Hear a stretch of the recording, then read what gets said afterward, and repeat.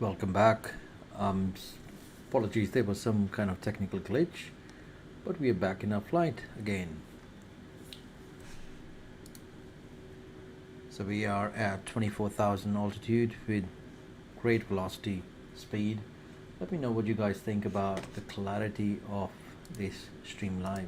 So as I was saying about Airbus 320, this is a great aircraft. Now it got a range of approximately near about 3,300 nautical miles, like I said before, somewhere around 6,000 kilometers, so which is great for short to medium haul flights. You will not going to believe it. This aircraft has been powered by near about two high bypass turbofan engines, which I'll show you right now. Let me show you. Okay, and these are the two engines. And the quality of this Microsoft Flight Simulator is so great. Let me zoom it a bit and I will show you how beautiful is this. So as you can see, the engine, the fumes, that is beautiful. So this engine, they are two high bypass turbofan. Now either they are CFM International CFM 56 or I believe international aero engine somewhere around V2500, which I believe, and they contribute to the fuel efficiency of this aircraft, and also it does reduce the noise levels. As you can see here on the inside, we don't feel anything, but as we go outside, we can feel it is a crazy sound here of the engines, but still it's pretty good, and that's why this is the most demanded aircraft ever. So we are going up to 27,000 altitude, so we are going really great. So I'm just going to reset that one and let's go in. So yeah, this was, A320 was the first commercial flight. It was a commercial aircraft to incorporate all the flyby technology, this advanced in digital flight control systems as we have here. As you can see, this is completely digital here, all the way, auto trim, lot of controls, everything is digital here.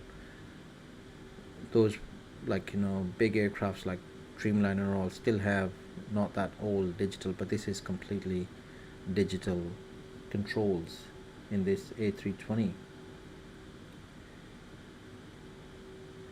Now this whole advanced digital flight control system, this allows the pilot to control the aircraft through complete electronic signals rather than the traditional mechanical means, resulting in increased precision and also the safety for the aircraft and the passengers.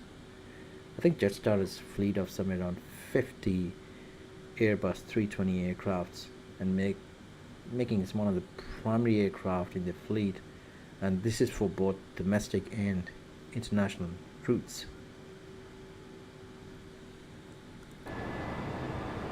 As we're going in, so this is a great view, but because it's not the day, you don't see the aircraft when it flies in. It's really beautiful as we just passed by one, so I'm going to try to keep it here just to see.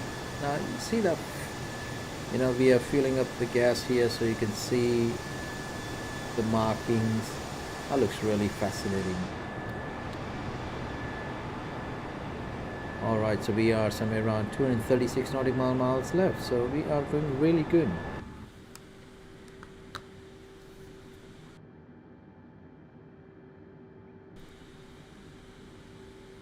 A320, this aircraft, it's got a cruising speed of Mach 0.78, which is approximately, I think, 828 kilometers per hour.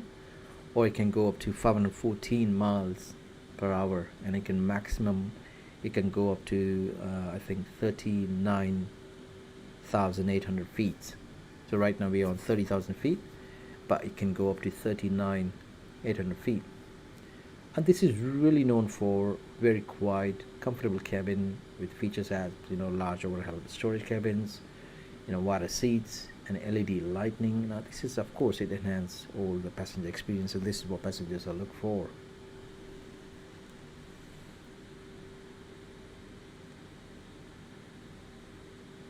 I was just trying to explore about the digital one, but it's great.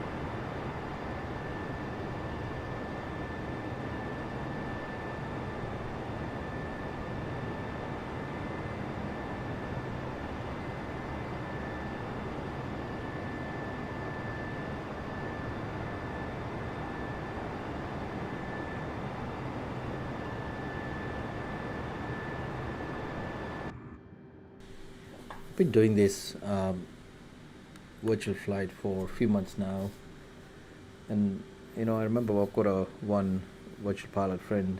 Now he had an intense flight simulation experience when actually he encountered severe turbulence while navigating through a thunderstorm. That was really great, and he was very confident he can pass through. But I think he controlled all the aircraft speed, altitude, attitude, and then he was able to maintain control, and he was successfully able to land that his destination. I tried one of I was trying to practice emergency landing procedures because I like challenges, so I was just trying to do that. And the simulation was like an engine failure, and I had to quickly identify a suitable landing site, configure the aircraft for a safe glide, and I did execute a successful landing. And of course, I mean, you have to just manage the stress to make sure like you are completely focused on. That was really good. And I remember 2 months ago I was flying over Grand Canyon, and I was really marveling at the stunning landscape. I'll do the YouTube live with that kind of scenery. It was a very detailed scenery in the flight simulator. I think they have done a great job. Microsoft has done a great job. I did allow to it was beautiful landscapes and natural wonders. It really make it unforgettable experience.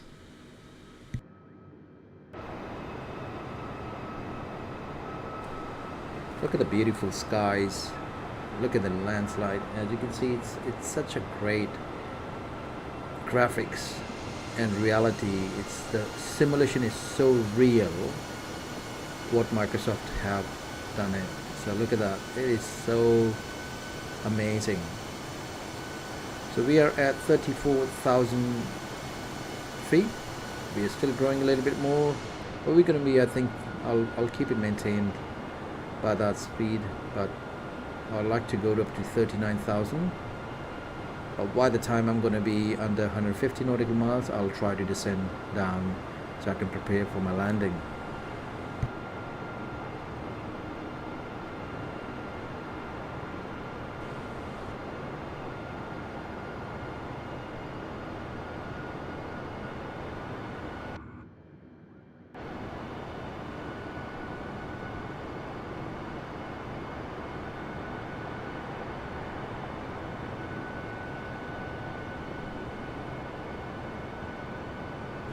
So we are somewhere around 380 kilometers, around 199 nautical miles.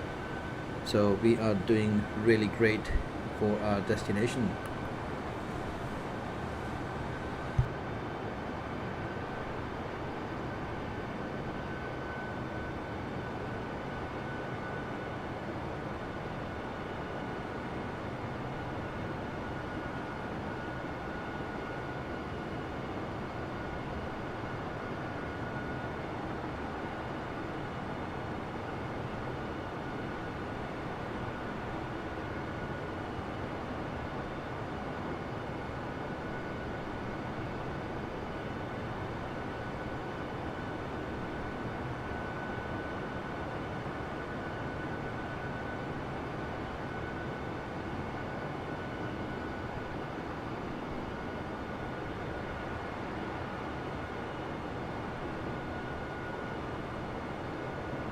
J0112 tree, you're leaving my airspace radar service. Terminated squawk 7000. Frequency change approved.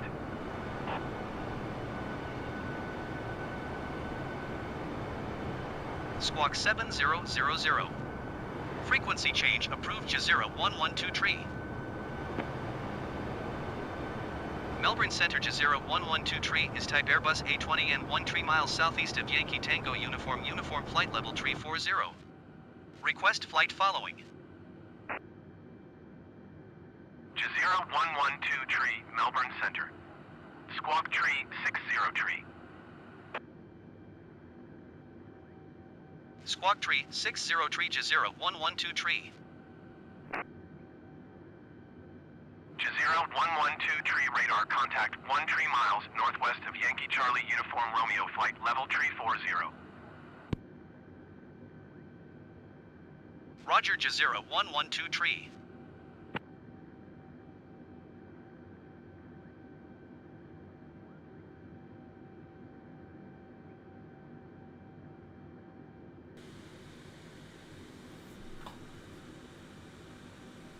I got another friend I made up in Discord, and now he was a really ambitious flight simulator user, and he decided that he would embark on the virtual journey around the world. So he planned each leg of the trip and meticulously researching the aircrafts, airports, weather conditions, local landmarks for an immersive and education experience. So that was really great what he did. And I think I remember one virtual pilot, he tried to challenge himself to land at some of the most difficult airports, such as Lukla in Nepal, I believe, and Courchevel in France. They practiced precision flying, and I'm sure he must have won their skills and to overcome any challenges he was going to find in the terrain and the weather conditions.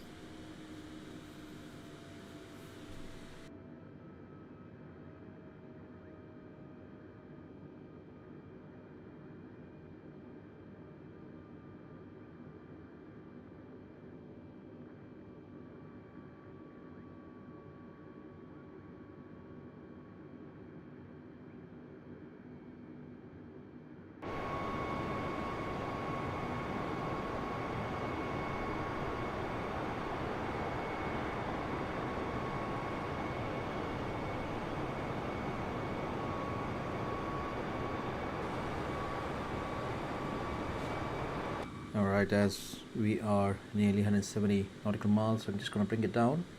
I just want to share some facts about the flights and aviation. I don't know if there's the Wright brothers in Orville and Verbal. I think they were credited for inventing the world's successful aircraft. I think the historical flight took place somewhere around in 17 December 1903 in Kitty Hawk in North Carolina. It must have been a great day for these guys who actually invented a flight in literally that was the most historical flight ever in the century. Do you know the busiest air route in the world is between Seoul's the Gimpo Airport, which is known as the IATA code is GMP, and to the Jeju International Airport, which is CGU in South Korea. This is the busiest air route in the whole wide world. It does carry somewhere around 13 million passengers fly over each year. That's the greatest kind of route and busiest route, I would say. And the world's longest non-stop commercial flight, which was operated by Singapore Airlines. It did cover the distance around, if I'm not wrong, 9,500 miles, somewhere around 15,340 kilometers. That was between Singapore Changi Airport and New York Liberty Airport, which is EWR code in New Jersey, United States. I really wanted to try that flight just to have the experience about the flight.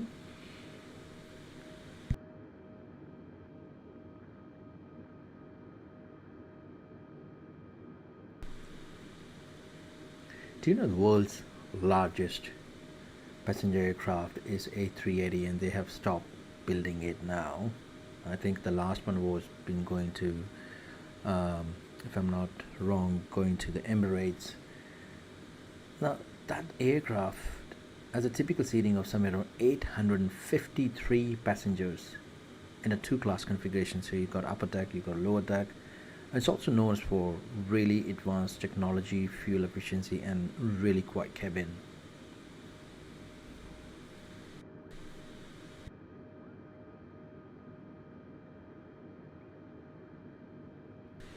If you're joining this school, if a YouTube live, I would appreciate if you can leave some comments, some suggestions for the flight. And once I have a day, during the day I'm going to be flying in, I think I will take you guys through the virtual landscapes all around what Mother Nature has to give us.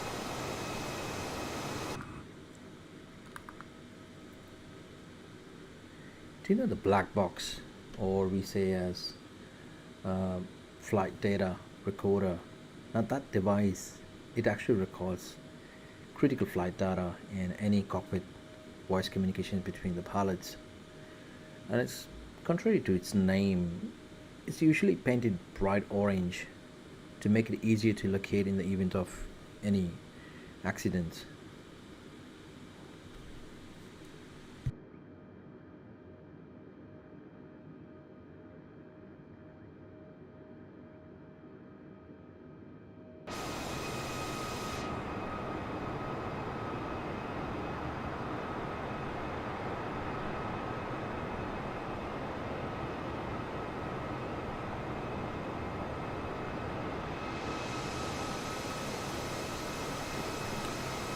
Look at the beautiful Milky Way and such a great sky at 26,000 feet as we are descending down now, because I'm near about 140 nautical miles from Sydney Airport, so I'm trying to prepare my landing.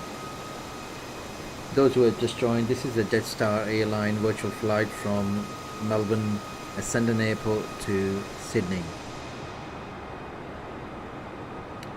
We are almost, as you can see here, Canberra is 11 nautical miles, so I am somewhere around 139 nautical miles away from Sydney Airport. And look at that, Canberra looks really beautiful. One day I'll take a small aircraft just to go over Canberra. I want to see Australian Parliament and all, so I will take that tour in.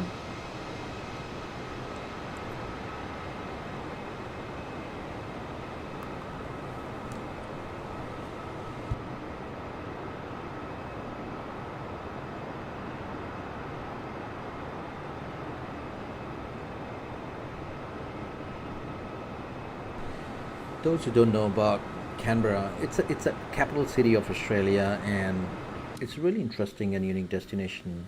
Got a great rich history and plenty of attractions in Canberra.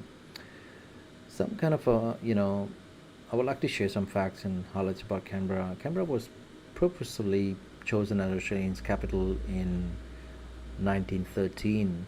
Now, this was to settle the long-standing rivalry between Sydney and Melbourne, which is the two largest cities in the country. The city was designed by American architect called Walter Burley Griffin and his wife Marion Mahoney Griffin. Now, their vision for Canberra, now that included a well-planned layout and with a network. I've been there to Canberra for a couple of times, and it got a really geometric streets, circles, and roundabouts, avenues, and numerous parks, and a lot of open spaces. I think Canberra is home to many institutions and landmarks, I think, such as, so we got Parliament there, we got High Court, the Australian War Memorial, and the National Gallery of Australia, and the National Museum of Australia, and the National Library of Australia. I have missed the library during my last visit, but I will try to make that. I think there is a lake called Lake Burley Griffin. This was named the American architect who designed Canberra. Now that lake is located in the heart of Canberra, which was, I think, was created in 1963 by damming the Molongo River. It really serves as a centerpiece of city's design and is a popular recreation area all around for local and tourists. ACT is a state where Canberra is located, so it's a separate federal federal territory, I believe, and it's not part of any other Australian state, so it's actually different. It was established to provide a neutral location for the nation's capital. I think the population of Canberra is highly educated, with a significant portion of residents employed by the government, like a federal government, and in the industries related to research, we've got education and technology. We got a great for there's an annual fluoride festival which goes in, I think, around springtime, and the event features stunning floral displays about gardening workshops and entertainment for the visitors when they visit Canberra. So we are getting into 20,000 feet. We are descending down now, and I'll be preparing for the landing. And I think there are a lot of natural reserves like Matki National Park, Tidbinbilla Natural Reserve was there, and great opportunities for any hikers, and if you want to spot any wildlife, or you want to enjoy the natural beauty, that's a great place to go. I think Canberra has been nicknamed as bush capital of Australia. Melbourne Centre Jazeera 112 tree. Request clearance to transition Charlie airspace. Jazeera 112 tree, Melbourne Center. Cleared through the Charlie airspace. Cleared through Charlie airspace Jazeera 112 tree.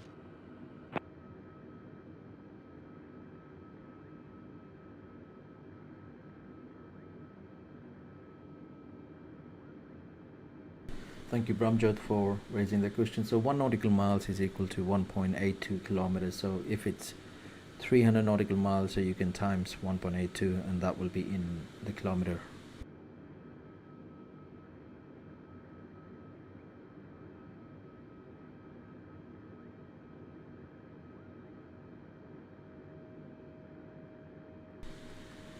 As we go into Sydney, and Sydney is again my favorite city after Melbourne, and it's the largest city in Australia, and we've got a vibrant culture, a lot of iconic landmarks, and stunning natural beauty. Do you know Sydney was founded in 1788 as the first British colony in Australia, and it was established by Captain Arthur Phillip, who named it after Thomas Townsend, Lord Sydney, then the British Home Secretary. I think Sydney is home to the iconic, we got Opera House there, UNESCO heritage. It's been, certified by UNESCO as a World Heritage, and it's a masterpiece of a modern architecture. This was designed by, I think, Danish architect called Jon Hudson. It was officially opened in 1973 and hosts near about 1,500 performances annually. The Sydney Harbour Bridge, which is another my favorite thing, and that is also known as a coat hanger. It's the world's largest steel architecture bridge. It was opened up in 1932, and it connects the CBD with the North Shore. Jazeera 112 tree, contact Melbourne Center on 129.8. Good day. 129.8 for Jazeera 112 tree. Melbourne Centre Jazeera 112 tree 15,500 feet. Jazeera 112 tree, Melbourne, Centre altimeter 29.92, continue as planned.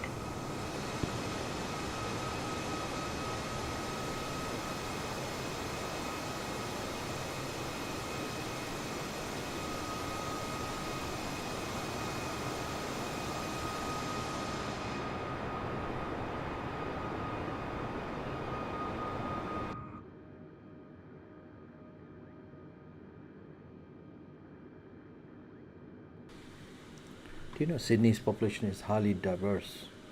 For Jetstar residents, 724, some around descend and maintain 250 15,000 nationalities. feet.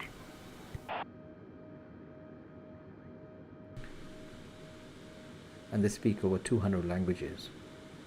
That's great.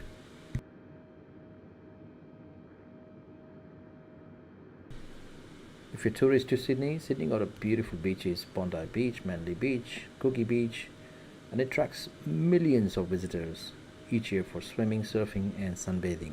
Jetstar 724, descend and maintain 14,000 feet.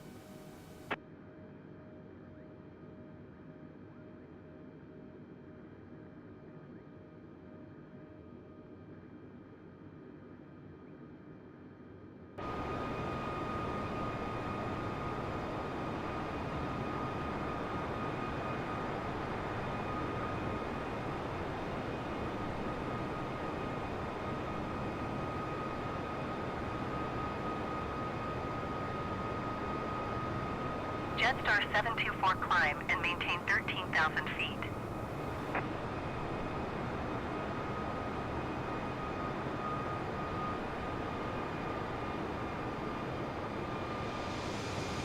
Jetstar 724, climb and maintain 13,000 feet.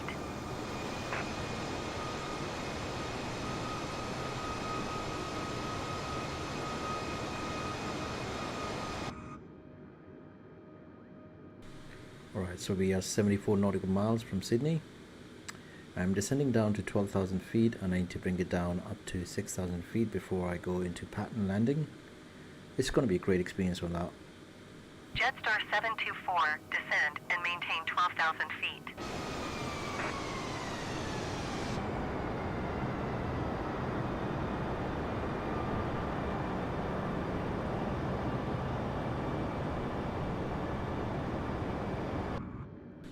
Do you know Royal Botanic Garden in Sydney? Now, it was established in 1816.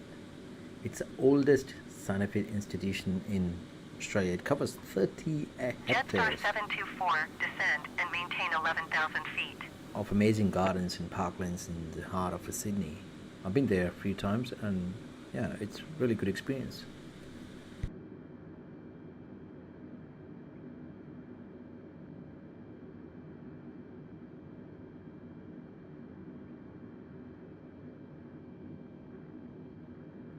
As we near to Sydney, 68 nautical miles, and we are flying over 10,000 feet altitude.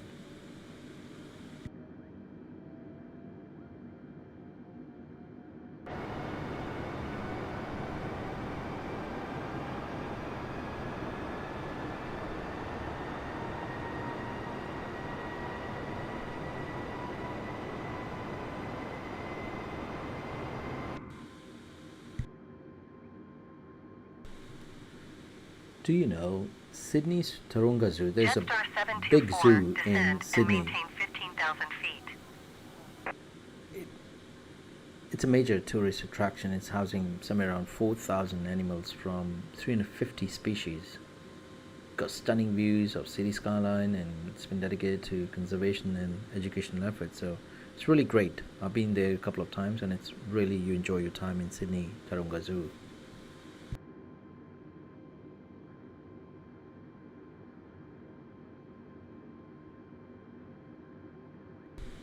I also like about Sydney about they host really popular festivals. The New Year fireworks. It's amazing. It's a festival. Vivid Sydney. It's a Jetstar festival 724, of light climb music. and maintain 13,000 feet. Sydney Film Festival and a Mardi Gras.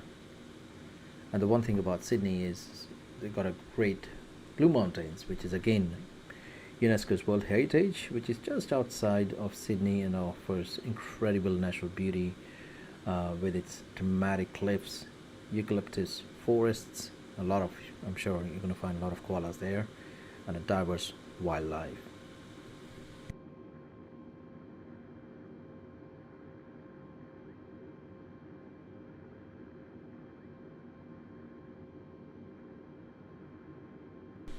As we are flying to Sydney Airport, Jetstar 724, descend and maintain 12,000 feet.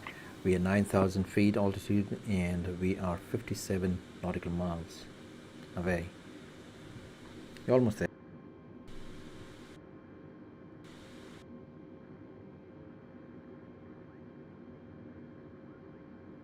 Do you know Sydney Airport is also known as Sydney Kingsford airport. The IATA code is SID. It's the Type busiest 475 airport, descend and maintain 12,000 feet. gateway for the international flights, and it's the very busiest airport in Australia. Now that is located about 8 kilometers, around 5 miles in the city center of the suburb of Mascot. You can reach there by train, taxi, bus or car. The airport was established in somewhere around 1920, and it makes one of the oldest. Continually, it's still running, and it's running great, and it's been a busiest airport in the world. It was originally known as Mascot Aerodrome before being renamed in the honor of aviator Sir Charles Kingsford Smith.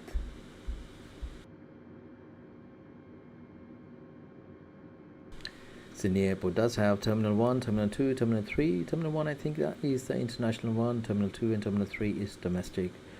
And Terminal 2 pretty much cover flights such as Qantas, Jetstar and Virgin Australia. It's a major hub for Qantas, and it has made significant number of flights from domestic to international from Sydney. I think Sydney handles somewhere around 44 million passengers, and does make the busiest airport in terms of whole passenger traffic, and it serves as a very important connection for the point of travelers within Australia and other regions of the world.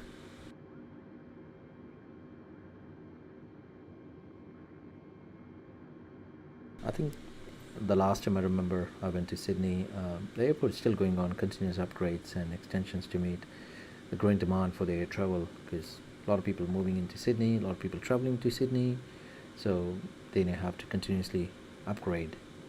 And some recent projects, including expansion and renovation of the Terminal 1, which was quite an extensive infrastructure upgrade.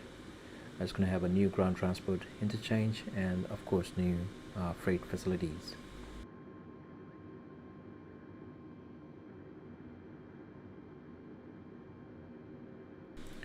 I know Sydney Airport does, it's been committed to environmental sustainability.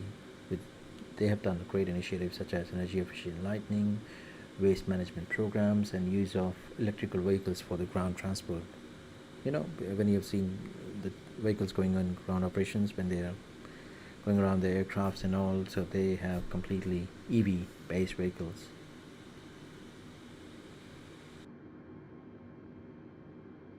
One fact I found about a couple of months back, that Sydney Airport, the airport is actually surrounded by 17.6 kilometer, like near about 11 miles of noise insulation boundary, within which there are restrictions on residential developments to minimize the impacts of aircraft's noise on the local community. So that is really great about Sydney Airport.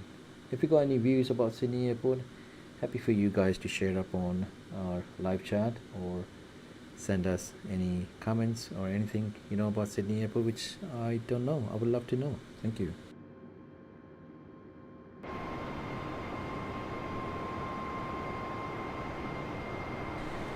As we are approaching to Sydney, 39 nautical miles away from that, and I'm on 6,400 nautical miles, so I'm preparing for landing.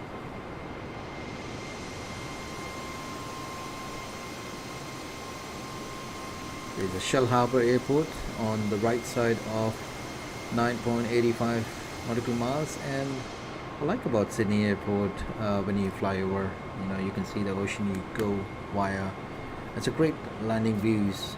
If people are trying to find out, it's amazing views when you see through very close view of the aircrafts.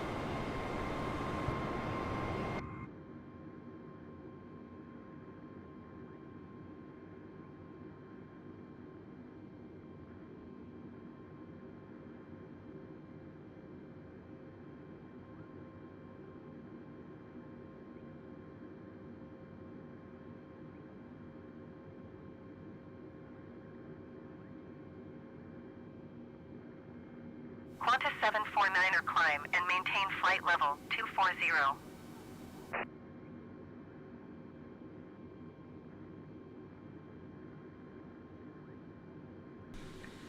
Just want to share some kind of Climb and maintain flight level 240 Qantas 749er. likely jokes here. So, do you know why do pilots to keep a roll of 112 paper in the you're cockpit? leaving my airspace. Resume on navigation. Contact approach on 124.4. In case Good they need to day. check the altitude and they need a rough estimate. 124.4 for Jazeera 112 tree. Approach Jazeera 112 tree, 5,400 feet.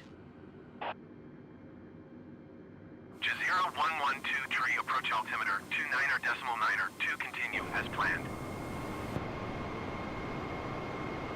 Jazeera 112 tree, contact Sydney approach on 124.55. Good day. Going to 124.55 Jazeera 112 tree. Sydney approach Jazeera 112 tree, 5,100 feet. Jazeera 112 tree, Sydney approach altimeter 29er.9er 2, continue as planned.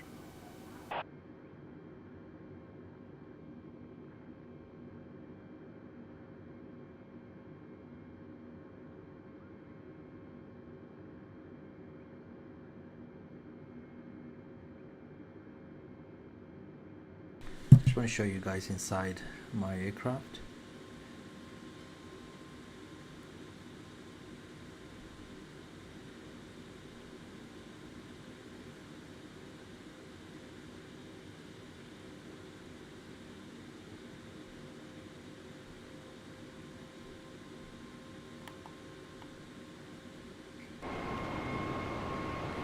Alright, so we're near the shoreline now, and we're almost 2,400 nautical miles, and I'm just going to be circling around for the landing.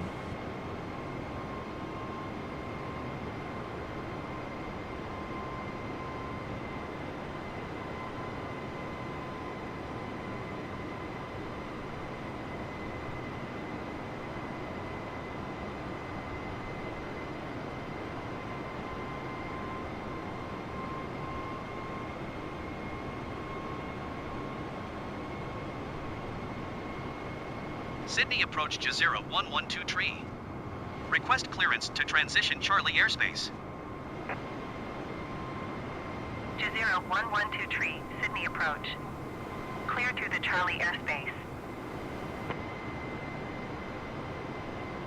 Cleared through Charlie airspace Jazeera 112 tree.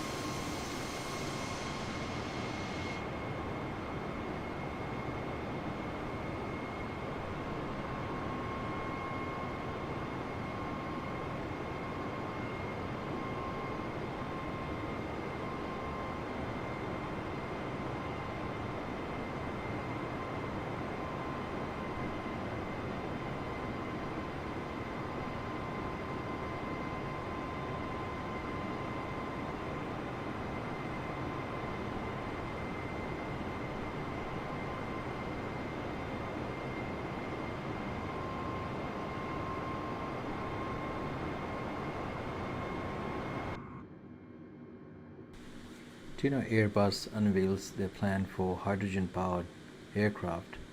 They're trying, I think in September 2020, Airbus announced that they plan to develop the world's first zero-emission commercial aircraft.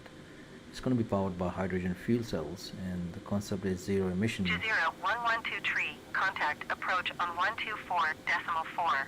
And it's going to be coming in somewhere around 2035. Going to 124 for Jazeera 112 tree. Approach Jazeera 112 tree, 3,200 feet. Jazeera 112 tree, approach altimeter 29er.9er, 2 continue as planned.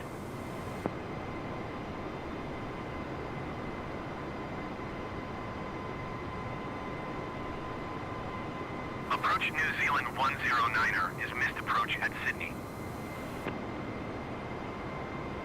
New Zealand 109er, you are 1 mile southwest. Climb and maintain 3,000 feet. Keep speed not above 210 knots. Expect RNAV runway tree for left approach via Sausage transition. Cleared to Sausage. New Zealand 109er climb and maintain 8,000 feet.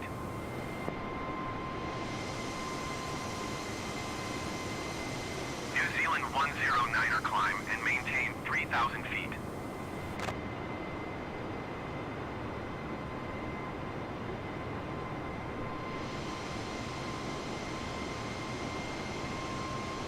Climb and maintain 3,000 feet. Expect RNAV runway tree 4 left approach via Sausage transition. Cleared to Sausage New Zealand 109er.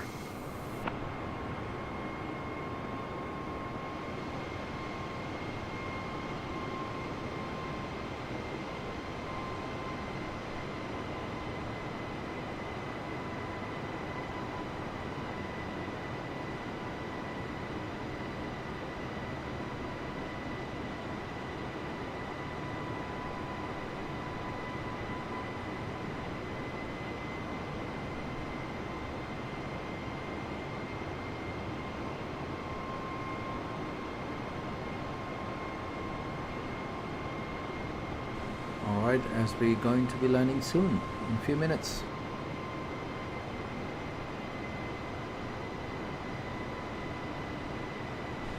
This is our airport, Sydney Airport here.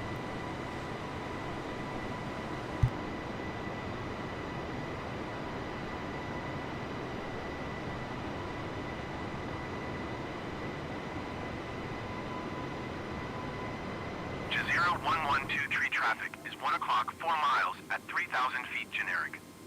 Report them in sight. Jazeera 112 tree traffic in sight.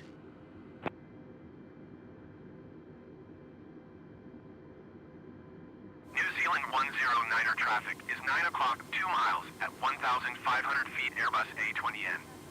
Report them in sight.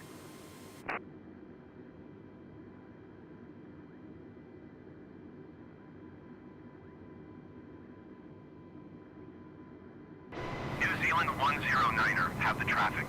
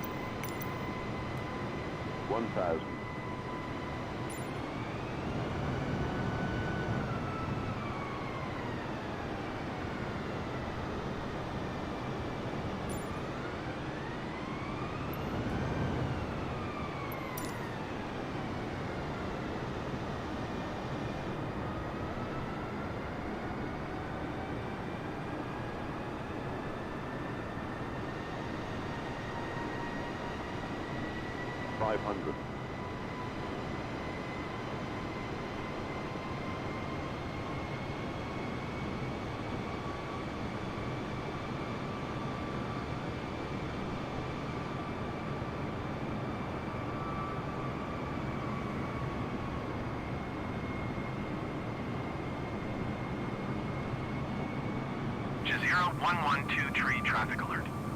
1 o'clock, less than 1 mile, 3,000 feet generic. Report them in sight. Jazeera 112 tree traffic in sight.